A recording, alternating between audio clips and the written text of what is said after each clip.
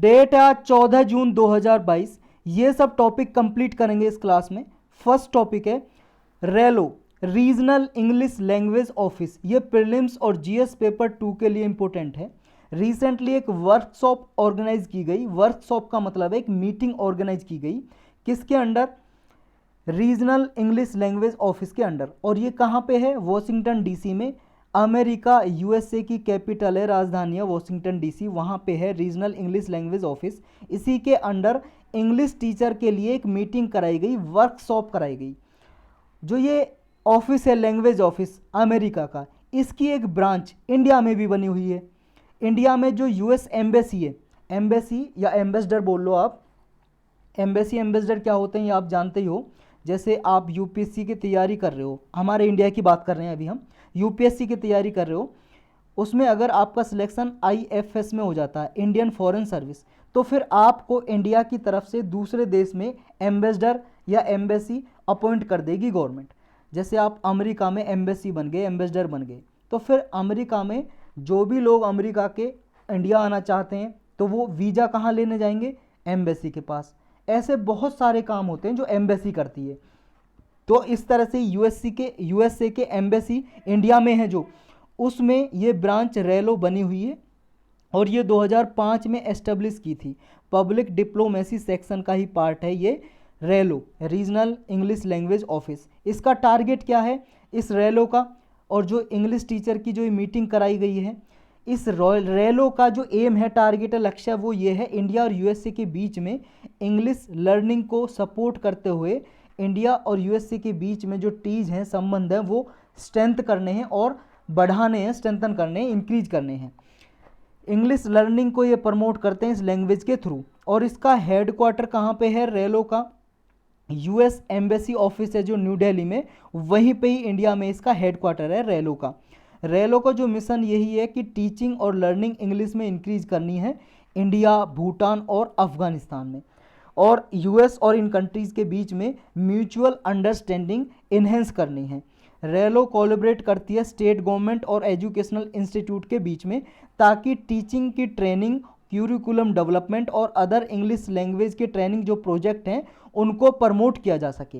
अब देखो, इस तरह का अगर मान लो लैंग्वेज के बारे में आता है क्वेश्चन कि इंडिया की जो लैंग्वेज है, कोई सी भी हिंदी या कोई सी भी शेड्यूल लैंग्वेज है, उनको प्रमोट कैसे किया जाए, तो उनको आप मेंस के आंसर में लिखते हुए रेलो का एग्जांपल दे सकते हो कि जैसे यूएस से रेलो के ऑफिस बना के इंडिया में इंग्लिश लर्निंग को प्रमोट करता है, इस तरह से इंडिया भी अपनी किसी लैंग्वेज को प्रमोट करने के लिए इस तरह को ऑफिस बना के प्रमोट कर सकता है एम्बेसी के थ्रू।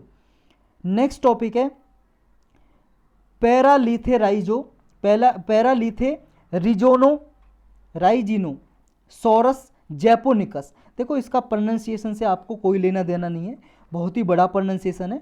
ये है क्या, ये आपको पता होना चाहिए। इसे बहुत सारे लोग बोलते हैं पैरालिथेरिजिनोसोरस जैपोनिकस, बहुत सारे लोग बोलते हैं पैरालिथेराइजिनोसोरस जैपोनिकस। तो ये है क्या, बस इतना जानना है और प्रीलिम्स के लिए इंपॉर्टेंट है सिर्फ। ये एक डायनासोर की प्रजाति है, इसे बाईपेडल डायनासोर के नाम से भी जानते हैं। और डायनासोर ये हैं, ये हजारों करोड़ों अरबों साल पहले ये जिया करते थे। अभी डिस्कवर किए गए इसके अंडे, इस तरह के ये अंडे डिस्कवर किए गए, इस वजह से ये न्यूज में आए। ये डायनासोर है, ये प्रजाति लुप्त हो चुकी है लगभग ये 66 मिलियन से 145 मिलियन ईयर्स एगो पहले, जिसका नाम दिया जाता है इस पीरियड का क्रेटासियस पीरियड। इस पीरियड में जिया करते थे, घूमा करते थे एशिया के आसपास। ये स्टडी बताती है, जो अभी ये अध्ययन किए गए, इसके फॉसिलाइज्ड रिमेन्स, कुछ इसके अवशेष, रिमेन्स का मतलब कुछ अवशेष मिले थे होक्काइडो में। ये जापान में एक नदन आइलैंड है जापान का, होक्काइडो, वहाँ पे इसके कुछ फॉसिल मिले थे। और ये फर्स्ट टाइम फॉसिल जो है फर्स्ट टाइम एशिया में पाए गए थे, और एशिया में ये घूमता था, इस वजह से प्रिडिक्शन किया था इसके फॉसिल मिलने के बाद, यानी कि अवशेष मिलने के बाद, रिमेन्स मिलने के बाद। ये जो डायनासोर है थेरी या थेराइजो या थेरीजीनोसोरस, थेरी या थेराइजीनोसोरस फैमिली से बिलोंग करता है, या बाईपेडल बोल लो, उस फैमिली से बिलोंग करता है। और ये primarily herbivorous three toed dinosaur था। हर्बीवोरस का मतलब ये मांसाहारी नहीं था, ये शाकाहारी था, फूल पत्ते प्लांट ट्रीज वगैरह ये वगैरह खा के अपना जीवन बिताता था, ऐसा माना जाता है। इसके स्वाड लाइक कैलोज हैं, यानी कि जो इसके दांत हैं ना, वो दांत हैं कीले जिन्हें बोलते हैं हिंदी में, वो तलवार की तरह तेज हैं, अगर किसी को काट ले तो भाई साहब बिल्कुल काट ही देगा। नेक्स्ट टॉपिक है India UAE cooperation in the field of industries and advance technology. UAE जानते हो कहाँ पे ये प्रीलिम्स और जीएस पेपर 2 के लिए मेजरली इंपॉर्टेंट है ये टॉपिक। यूएई पहले देखो आप कहाँ पे है, यूनाइटेड अरब अमीरात, सऊदी अरबिया के पास ये छोटा सा नेशन है। इंडिया और यूएई ने अभी एक कॉपरेशन ये एग्रीमेंट साइन किया है, किस फील्ड में, इंडस्ट्रीज और एडवांस टेक्नोलॉजी की फील्ड में। और किस किस में ये एरियाज में प्रमोट करेंगे, एक तो supply chain resilience of industries, industries की सप्लाई चेन में स्ट्रेंथन करेंगे, मजबूत करेंगे, एक एरिया ये है, ये आपको लिखने हैं। दूसरा है रिन्यूएबल एनर्जी में एफिशिएंसी और उसका मैन्युफैक्चरिंग, ज़्यादा से ज़्यादा प्रोडक्शन हो रिन्यूएबल एनर्जी का, इसमें दोनों कंट्री कोऑपरेट करेंगी। तीसरा है हेल्थ और लाइफ साइंस। चौथा है स्पेस सिस्टम में एग्रीमेंट किया है। पांचवा आर्टिफिशियल इंटेलिजेंस में कोऑपरेशन करेंगी दोनों कंट्री। और छठवा है industries 4.0 enabling technology, digital technology वगैरह, internet of things, artificial intelligence, machine learning, ये सब आती हैं इंडस्ट्री 4.0। ये इंडस्ट्रियल रिवॉल्यूशन 4.0 भी बोल सकते हो आप। इसमें standardization, metrology, conformity, assessment, accreditation, ये हलाल सर्टिफिकेशन, ये सब में कोऑपरेशन करेंगी और टेक्नोलॉजी ट्रांसफ़र करेंगी एक दूसरी कंट्री के बीच में। किसी के पास मान लो यूएई के पास कोई टेक्नोलॉजी है इन फील्ड के रिगार्डिंग, तो यूएई इंडिया को देगा, इंडिया के पास है तो इंडिया यूएई को टेक्नोलॉजी ट्रांसफ़र करेगा। नेक्स्ट टॉपिक है technology development fund scheme of DRDO. DRDO की एक टेक्नोलॉजी डेवलपमेंट फंड स्कीम है जो प्रीलिम्स और जीएस पेपर 3 के लिए इंपॉर्टेंट है। डीआरडीओ आप जानते हो क्या है, डिफेंस रिसर्च डेवलपमेंट ऑर्गेनाइजेशन है, ये दिल्ली में इसका हेडक्वार्टर है। डिफेंस के लिए हमारी जो आर्म फोर्सेज है उसके लिए, जैसे Indian navy, Indian army, Indian air force, इसके लिए इक्विपमेंट, डिफेंस के जो इक्विपमेंट है, मिसाइल्स, हथियार, गन वगैरह ये बनाती है, इसी का ये स्कीम है टेक्नोलॉजी डेवलपमेंट फंड स्कीम। ये रक्षा मंत्री हैं, इन्होंने अभी इम्प्रूवमेंट के लिए अप्रूवल दिया है, यानी कि जो ये फंड है इसमें और पैसा अलोकेट बढ़ा दिया है। पहले इसमें 10 करोड़ की राशि थी, अब ये 50 करोड़ की राशि अप्रूवल दे दी है मिनिस्ट्री ऑफ डिफेंस ने, रक्षा मंत्री ने, जो हमारे राजनाथ सिंह जी रक्षा मंत्री हैं, उन्होंने ये फंडिंग की लिमिट इन्हेंस कर दी, बढ़ा दी है 10 से 50 करोड़।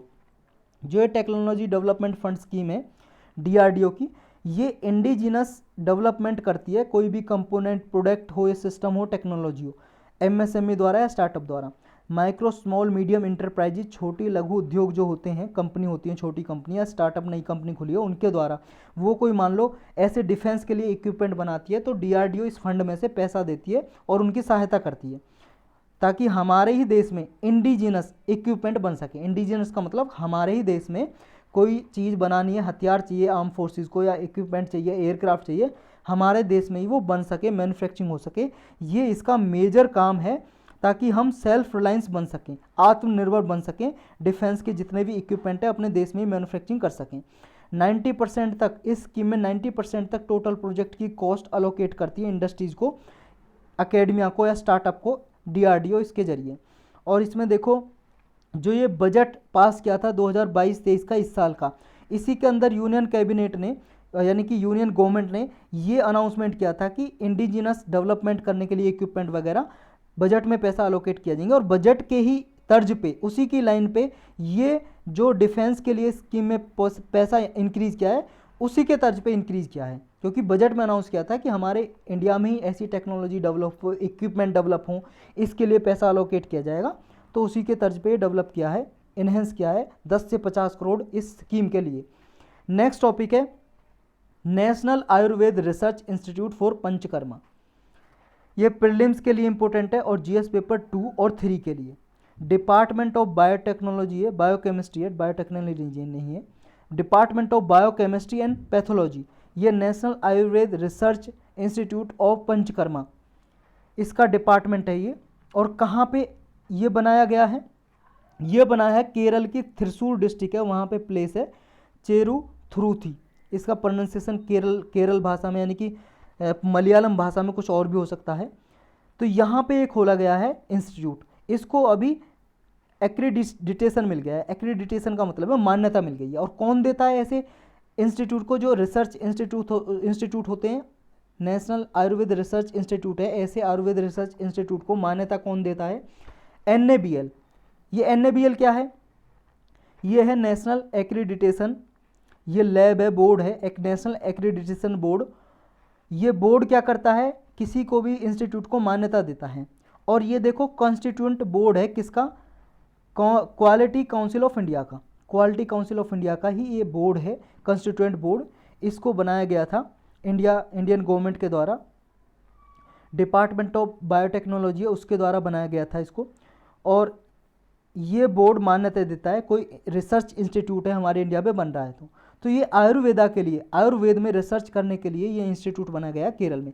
तो इसकी लोकेशन आपको याद रखनी है। NABL क्या काम करता है ये याद रखना है। बस 2-3 चीज़ें इसमें याद रखनी है।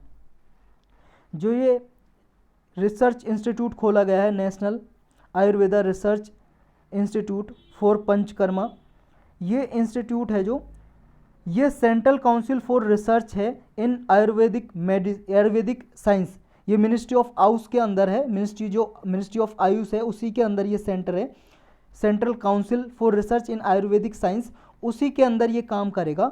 National Ayurvedic research institute of panchakarma, ये फर्स्ट इंस्टीट्यूट है जो इस काउंसिल के अंदर खोला गया है। और ये क्लिनिकल लेबोरेटरी सर्विस प्रोवाइड करेगा और रिसर्च करेगा आयुर्वेद के रिगार्डिंग।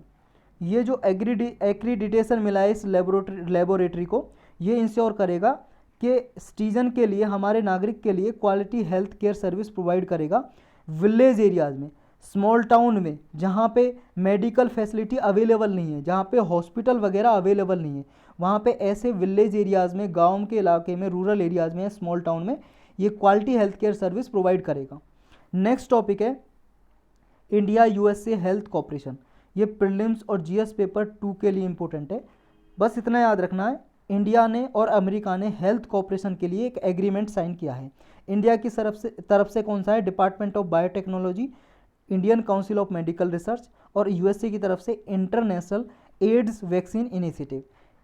इसने USA के इंस्टीट्यूट ने और इंडिया के ये डिपार्टमेंट ऑफ बायोटेक्नोलॉजी और ICMR, Indian council of medical research, इन दोनों ने कॉपरेशन किया है, एग्रीमेंट साइन किया है।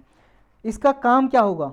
इस एग्रीमेंट का काम ये होगा, ये HIV, ads, TB, tuberculosis, COVID-19 ऐसी बीमारियों के लिए जो अदर और इन्फेक्शियस या नेग्लेक्टेड डिसीज़ हैं, उनके लिए ये मेडिसन या कोई ट्रीटमेंट, इलाज खोज सकें, इसके लिए ये एग्रीमेंट काम करेगा।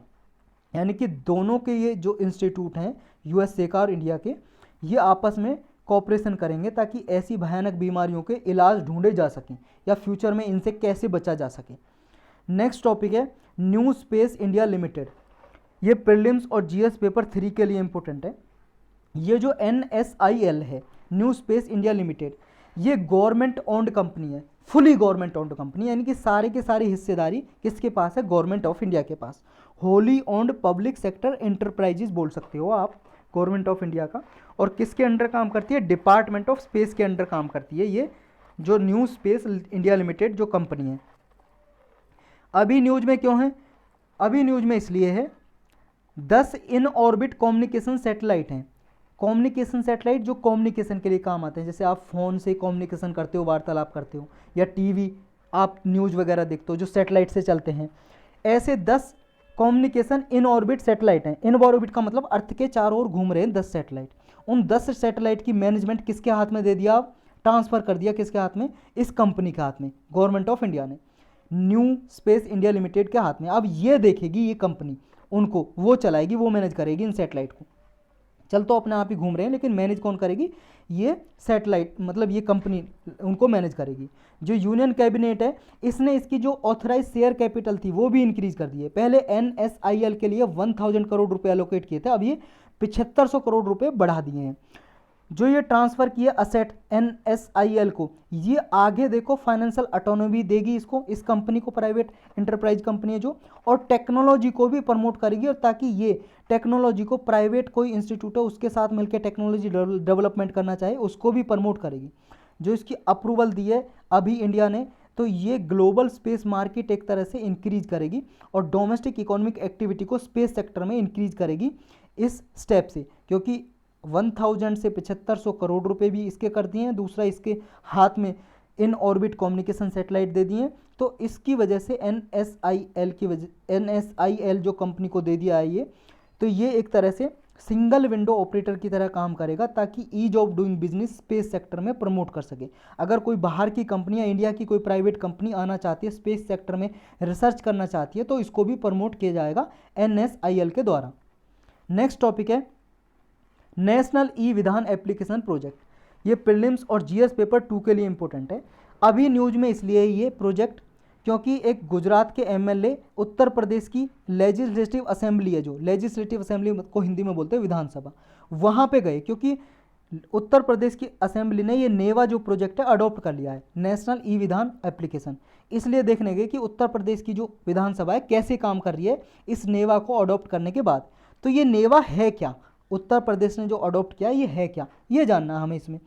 ये ई विधान है जो, या नेवा नेशनल ई विधान एप्लीकेशन प्रोजेक्ट है जो, ये मिशन मोड प्रोजेक्ट है और डिजिटल इंडिया प्रोजेक्ट के अंदर ही है। ये जो इंडिया ने डिजिटल इंडिया प्रोग्राम चला रखा है, प्रोजेक्ट चला रखा है, उसी के अंदर मिशन मोड प्रोजेक्ट है ई विधान। इसका जो नोडल मिनिस्ट्री है मिनिस्ट्री ऑफ पार्लियामेंट्री अफेयर है। मिनिस्ट्री ऑफ पार्लियामेंट्री अफेयर के अंदर ये टारगेट है कि 31 स्टेट्स और यूनियन टेरिटरी में उनके सभी लेजिस्लेचर में ये स्कीम है जो नेवा स्कीम, ये इम्प्लीमेंट करनी है। इसका काम क्या होगा, देखो इसका काम ये होगा, इसमें जितने भी विधानसभा हैं उनका सारा का सारा काम या पार्लियामेंट का सारा काम कैसे हो, इलेक्ट्रॉनिकली हो सारा, और एक प्लेटफॉर्म पे मिल जाए सबका इन्फॉर्मेशन, कौन से बिल पास किए, कौन सा बिल पेंडिंग है, कौन सा एक्ट कहाँ पे लागू है, कौन से नियम कहाँ पे लागू हैं, ये सब जितना भी ऑनलाइन काम होता है या किसी में कितना काम हुआ, किस विधानसभा में कितने बिल पास हुए, कितने अटेंडेंस है एमएलए की, कितनी नहीं है, ये सब इन्फॉर्मेशन इस प्रोजेक्ट इस पोर्टल पे होंगे। एक तरह से ये साइट होगी और इस प्रोजेक्ट के जरिए सारी इन्फॉर्मेशन कलेक्टिवली ये एक प्लेटफॉर्म पे अवेलेबल होगी। और इसका जो देखो ये पार्लियामेंट्री अफेयर जो मिनिस्ट्री है ये इसका इम्प्लीमेंटिंग बॉडी है, लेकिन जो इलेक्ट्रॉनिक वर्क है ना सारा या टेक्निकल सपोर्ट वो कौन कर रहा है, ministry of electronics and information technology. ये दो मंत्रालय आपको याद रखना है, 2 मंत्रालय के अंदर ये स्कीम लागू की जाती है, ये प्रोजेक्ट या स्कीम जो भी कुछ बोल लो आप।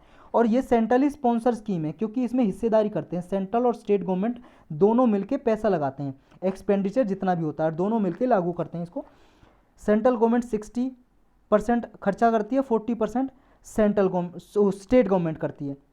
और जो नॉर्थ ईस्ट या हिली स्टेट्स हैं, पहाड़ी इलाके के जो स्टेट हैं, उनमें 90% सेंट्रल गवर्नमेंट देती है, 10% स्टेट गवर्नमेंट खर्चा करती है। और यूटीज यूनियन टेरिटरी के लिए 100% खर्चा कौन करती है, सेंट्रल गवर्नमेंट। इसका टारगेट क्या है, सारे लेजिस्लेचर विधानसभाएं कंट्री की एक साथ एक प्लेटफॉर्म पे लेके आने, ताकि मैसिव डेटा डिपोजिटरी क्रिएट की जा सके, एक प्लेटफॉर्म पे सारा डेटा सारा उपलब्ध हो।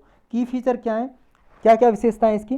पहली बात तो ये जो असेंबली हैं विधानसभाएं पेपरलेस असेंबली हो, यानी कि पेपर के बिना इलेक्ट्रॉनिकली सारा काम हो और ऑटोमेशन के जरिए हो सारा काम, सारे decision document sharing of information track की जा सके इसके जरिए, क्योंकि कौन सी इन्फॉर्मेशन कौन सा डिसीजन लिया है, कितना उस पर काम हुआ है, उसकी सबकी मॉनिटरिंग इसके जरिए की जा सकती है नेवा के जरिए।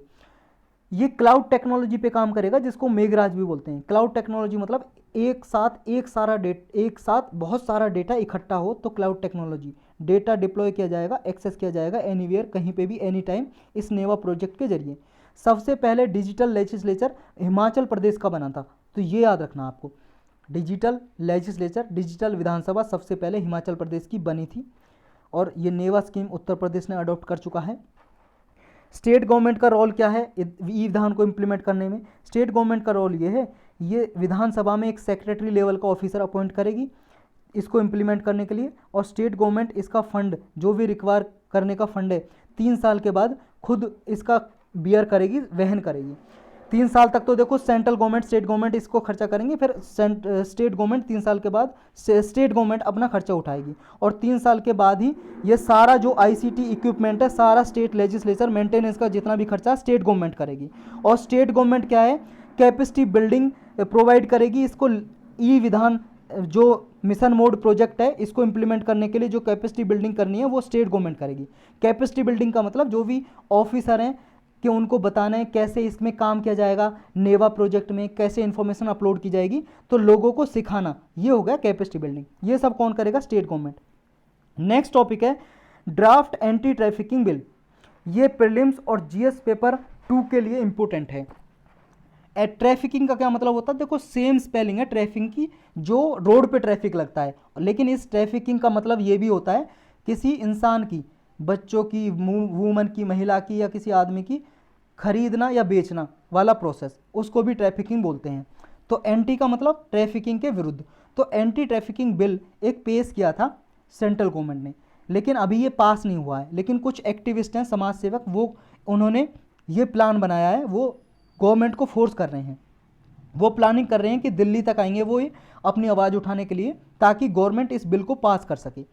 बिल का पूरा नाम है trafficking in person prevention care and rehabilitation bill 2021। ये बिल पार्लियामेंट में पास हो जाए, इसलिए ये कुछ एक्टिविस्ट समाज सेवक जोर दे रहे हैं, गवर्नमेंट को प्रेशर कर रहे हैं, इसलिए न्यूज़ में। तो इसकी हाईलाइट क्या, हाईलाइट पढ़ लेते हैं कि बिल में है क्या क्या। पहली प्रोविजन है कि अगर कोई ऑफेंडर है, कोई अपराधी है, कोई ट्रैफिकिंग करता है, तो उसे सख्त से सख्त सजा दी जाएगी, स्ट्रिंजेंट पनिशमेंट। हैफ्टी फाइन, बहुत बड़ा फाइन लगाया जाएगा, और उसकी प्रॉपर्टी जो भी मान लो ट्रैफिकिंग के जरिए उसने प्रॉपर्टी बनाई है वो जब्त कर ली जाएगी, सीज कर ली जाएगी। और ये बिल देखो, पहले जो हमारे देश में कानून बना हुआ है वो पहले वुमन और चिल्ड्रन को ही इंक्लूड करता था, कि वुमन चिल्ड्रन की ट्रैफिकिंग हुई है, महिला और बच्चे की, तो वो ही ट्रैफिकिंग में आती थी। लेकिन अब ये बिल में ये भी प्रोविजन कर दिया गया, अगर किसी ट्रांसजेंडर पर्सन या कोई और पर्सन को किया जा रहा है, या तो ट्रांसजेंडर है, मान लो हिजड़ा है, या कोई ट्रांसजेंडर है, किसी ने लड़की थे लड़का बन गया, लड़का था लड़की बन गई, या कोई और भी पर्सन है, किसी की भी ट्रैफिकिंग की गई है, वो भी विक्टिम समझा जाएगा, मतलब जिस पे आरोप हुआ, जिस पे अपराध किया गया है, यानी कि जिसको खरीदा बेचा गया उस आदमी को, यानी कि सब इंक्लूड होंगे। नेक्स्ट इसमें यह है कि जो प्रोविजन थी कि विक्टिम को नेसेसरी था तभी माना जाएगा ट्रैफिकिंग हुई है जब एक प्लेस से दूसरे प्लेस पे उसकी ट्रांसफ़र हुआ हो, लेकिन ये जो कंडीशन थी ये हटा दी गई है। अब ऐसा नहीं है, अगर एक सिटी से दूसरे सिटी में नहीं भी गया, एक ही सिटी में है, बेचा गया एक ही सिटी में, तो भी ट्रैफिकिंग समझी जाएगी, तो भी सज़ा मिलेगी जिसने करी है ट्रैफिकिंग। इसमें जो एक्सप्लॉयटेशन है इंक्लूड कर दिया है कि कोई कैसा भी एक्सप्लॉयटेशन हो, कैसा भी शोषण क्या हो, सेक्सुअल एक्सप्लॉयटेशन हो, प्रोस्टिट्यूशन वेश्यावृत्ति कराई गई हुई हो, पोर्नोग्राफी, इंटरनेट पे अश्लील फोटो या उसकी तस्वीर वीडियो जारी की गई हो, फिजिकल एक्सप्लॉयटेशन हो, फोर्स लेबर हो, ज़बरदस्ती काम कराया गया हो, सर्विस कराई गई हो, गुलाम रखा हो, स्लेवरी की गई हो, या कोई ऐसी प्रैक्टिस कुछ भी है, फोर्स रिमूवल ऑफ ऑर्गन हो, किसी का किडनी निकाल ली हो, हार्ट निकाल लिया हो, आँखें निकाल ली हो, कुछ भी ऐसा फोर्सफुली एक्सप्लॉयटेशन किया गया, सब इस बिल में इंक्लूड किए गए हैं। एप्लीकेबिलिटी क्या है, किस किस आदमी पे लागू होगा? सारे हमारे इंडिया के सिटीजन हैं, चाहे इंडिया के बाहर रहते हैं चाहे इंडिया में रहते हैं, सबके ऊपर लागू होगा। कोई पर्सन है इंडिया के अंदर, कोई शिप, पानी का जहाज, एयरक्राफ्ट रजिस्टर है और उसमें कोई पर्सन है और वो क्राइम करता है, वो भी इसमें इंक्लूड होगा। नेक्स्ट है फॉरेन नेशनल है, कोई हमारे इंडिया का नहीं है, कोई विदेशी नागरिक है, हमारे इंडिया में रहता है, या कोई स्टेटलेस पर्सन है, किसी उसके पास कोई किसी की नागरिकता है भी नहीं, तब भी हमारे इंडिया में रहता है और वो यहाँ पे क्राइम करता है, तब वो भी इस कैटेगरी में आएगा, उसको भी सज़ा मिल सकती है। कोई भी ऑफेंस है, कोई भी पर्सन क्रॉस बॉर्डर ट्रैफिकिंग कर रहा है, मान लो इंडिया के बॉर्डर से पाकिस्तान में, बांग्लादेश में ट्रैफिकिंग कर रहा है, तो भी वो कवर होंगे। डिफेंस पर्सनल भी होंगे, मान लो कोई आर्मी, नेवी, एयरफोर्स का कोई सोल्जर है, सैनिक है, या गवर्नमेंट सर्वेंट है, डॉक्टर है, पैरामेडिकल स्टाफ है, या कोई और भी कोई अथॉरिटी है, सब इसमें इंक्लूड होंगे। कोई भी ऐसा काम करता है ट्रैफिकिंग का, सबको सज़ा मिलेगी। पहले देखो ट्रैफिकिंग के लिए हमारे इंडिया में और क्या क्या बने हुए हैं कानून, या कॉन्स्टिट्यूशन में कौन कौन से प्रोविजन है। ट्रैफिकिंग इन ह्यूमन बींग या पर्सन में प्रोहिबिट करता है आर्टिकल 23 क्लाउज 1, यह हमारे संविधान में है। इस आर्टिकल के थ्रू 1956 में इंडिया ने इमोरल ट्रैफिकिंग प्रिवेंशन एक्ट पास किया था, सेक्सुअल एक्सप्लॉयटेशन ट्रैफिकिंग को रोकने के लिए। एक क्रिमिनल लॉ अमेंडमेंट एक्ट 2013 ये बनाया था, इसके थ्रू आईपीसी सेक्शन 370 या 370A ये इंक्लूड किए थे ह्यूमन ट्रैफिकिंग के लिए, रोकने के लिए। नेक्स्ट टॉपिक है चाइल्ड लेबर डे, ये प्रीलिम्स और जीएस पेपर 2 और 3 के लिए इंपॉर्टेंट है। चाइल्ड लेबर डे का मतलब आप समझते हो हिंदी में, यानी कि चाइल्ड लेबर जो होती है, बच्चे जो काम करते हैं लेबर की तरह, उनको काम ना करने दिया जाए बल्कि उन्हें पढ़ाया जाए, इसलिए ये चाइल्ड लेबर डे ऑब्जर्व किया जाता है ताकि लोगों को जागरूक किया जा सके, अवेयर किया जा सके। यूनाइटेड नेशन ने 12 जून को ऑब्जर्व किया है चाइल्ड लेबर। हर साल 12 जून को world day against child labour celebrate किया जाता है, यानी कि ऑब्जर्व किया जाता है, ताकि चाइल्ड लेबर प्रैक्टिसेस हैं इनके बारे में पूरे वर्ल्ड को अटेंशन किया जा सके, यानी कि ध्यान लिया जा सके ताकि चाइल्ड लेबर ज़्यादा ना हो। इंटरनेशनल लेबर ऑर्गेनाइजेशन है, उसने ये 2002 में लॉन्च किया था, ग्लोबली के चाइल्ड लेबर के अगेंस्ट ये इशू रेज किया था 2002 में। International labour organization united nation की स्पेशलाइज एजेंसी है, जानते हो आप इसके बारे में, कई बार पढ़ चुके हैं, अलग से लेक्चर भी बना हुआ है, जाकर देख सकते हो। अदर इंपॉर्टेंट टॉपिक या पॉलिटी या इकोनॉमी की प्लेलिस्ट में मिल जाएगा आपको। इस साल की जो चाइल्ड लेबर डे थीम क्या है? Universal social protection to end child labour. United nation की रिपोर्ट है दो चाइल्ड लेबर के रिगार्डिंग, कई सारी रिपोर्ट हैं, जैसे इस रिपोर्ट में कहा है यूनाइटेड नेशन ने, ये इंपॉर्टेंट डेटा है, मेंस के लिए इंपॉर्टेंट है, ये याद रखना है, लिख लो आप। यूनाइटेड नेशन के अकॉर्डिंग 160 मिलियन चिल्ड्रन, लगभग 1 मिलियन में 10 लाख होता है, तो ये लगभग हो गए 16 करोड़, 16 करोड़ बच्चे पूरे वर्ल्ड वाइड 5 साल के चाइल्ड लेबर काम करते हैं। और 2020 की बिगिनिंग में 10 में से एक बच्चा 5 साल का है उससे ऊपर का चाइल्ड लेबर करता है। नंबर ऑफ चिल्ड्रन जो चाइल्ड लेबर में 2000 से 2020 के बीच में डिक्लाइन हुए, कम हो गए हैं। 85.5 मिलियन थे पहले, वो 16% थे, वो 9.6% रह गए हैं 2020 में। तो इतना याद रखना है कि डिक्लाइन हुए पहले से चाइल्ड लेबर 2000 से 2020 के टाइम पीरियड के बीच में। ग्लोबल लेवल पे जो नेशनल एक्सपेंडिचर होता है चिल्ड्रन के सोशल प्रोटेक्शन के लिए, वो जीडीपी का ओनली 1.1% खर्च होता है बच्चों के प्रोटेक्शन के लिए ग्लोबल लेवल पे। और सबसे ज़्यादा जो बच्चे पॉपुलेशन है, लार्जेस्ट शेयर जो चाइल्ड लेबर की जाती है, वो अफ्रीका में है, अफ्रीका कॉन्टिनेंट में। जो इंटरनेशनल लेबर ऑर्गेनाइजेशन है, ये कन्वेंशन है इसकी कुछ जो चाइल्ड लेबर से रिगार्डिंग है, चाइल्ड लेबर से संबंधित रखती हैं। एक है आईएलओ की कन्वेंशन नंबर 182, ये रिलेटेड है worst form of child labour. और एक आईएलओ कन्वेंशन नंबर 138, ये है मिनिमम एज फॉर एम्प्लॉयमेंट। तो ये दोनों कन्वेंशन यूपीएससी प्रीलिम में पूछ चुका है कि इतना पूछा था कि कन्वेंशन नंबर 182, कन्वेंशन नंबर 138 ये किससे रिलेटेड हैं? तो चाइल्ड लेबर से थी, उसमें एक ऑप्शन था, तो वो सही हो जाता, इसने क्या होगा।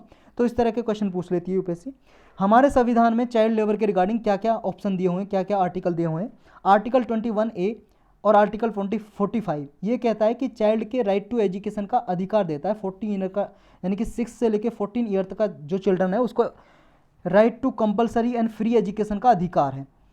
आर्टिकल 24 ये कहता है कि 14 साल तक के बच्चे को किसी भी तरह की फैक्ट्री वगैरह में एम्प्लॉय नहीं किया जा सकता, यानी कि चाइल्ड लेबर प्रोटेक्ट करता है, चाइल्ड लेबर को प्रोहिबिट करता है आर्टिकल 24। किसी भी माइन, फैक्ट्री या हजार्डस वर्क प्लेस है जो, उन पे चाइल्ड को नहीं एम्प्लॉय किया जा सकता, नहीं उन पे काम कराया जा सकता। डीपीएसवी में आर्टिकल 39 क्लाउज एफ है जो ये कहता है जो चाइल्ड है, चाइल्ड के यूथ या चाइल्डहुड है, उसको प्रोटेक्ट किया जाएगा मॉरल या मटेरियल अबंडमेंटमेंट या एक्सप्लोटेशन से, उसका शोषण ना किया जाए, ये प्रोटेक्ट करता है। गवर्नमेंट ने बहुत सारे स्टेप लिए हैं चाइल्ड लेबर को इरेडिकेट करने के लिए हमारे इंडिया में। एक child labour prohibition and regulation act 1986 में पास किया चाइल्ड लेबर को प्रोहिबिट करने के लिए। Child labour prohibition and regulation amendment act 2016 में पास किया। इसमें ये किया 14 साल से नीचे के बच्चे को कंप्लीटली प्रोहिबिट किया गया, किसी भी तरह के एम्प्लॉयमेंट में उन्हें नहीं एम्प्लॉय किया जाएगा, उन्हें रोजगार नहीं कराया जाएगा उनसे।